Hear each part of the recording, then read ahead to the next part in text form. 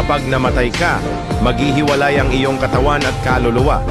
Ang iyong katawan ay babalik bilang alikabok, ngunit ang iyong kaluluwa ay tatayo sa harap ng hukuman ng Diyos.